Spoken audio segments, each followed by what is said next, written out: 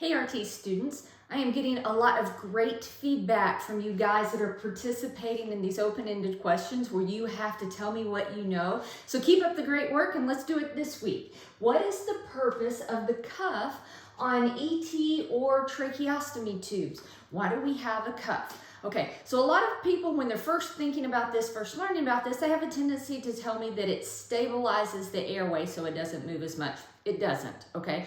That cuff is not for stabilizing the airway.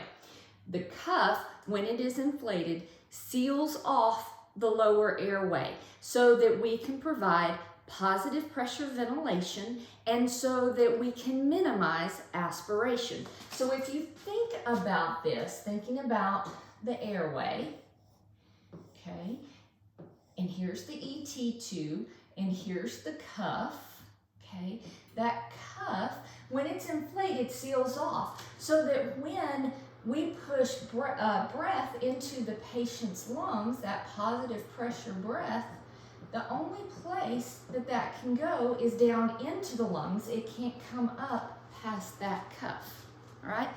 And another thing that we say that it does is that it minimizes aspiration. So we're going to get pharyngeal secretions on the top of this cuff. If a person vomits, vomit can come on top of this cuff. So you can see by having that cuff inflated, it keeps that material from actually being aspirated or minimizes it from being aspirated down into the lower airway.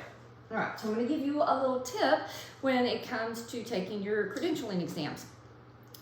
If you are bagging a patient that's intubated or has a tracheostomy tube, if you're bagging that patient and the chest or the bag squeezes easy, but the chest does not inflate, you have a leak somewhere in your system, okay? And the first place you need to check would to make sure that that cuff is inflated properly if it doesn't have a leak or it's not ruptured.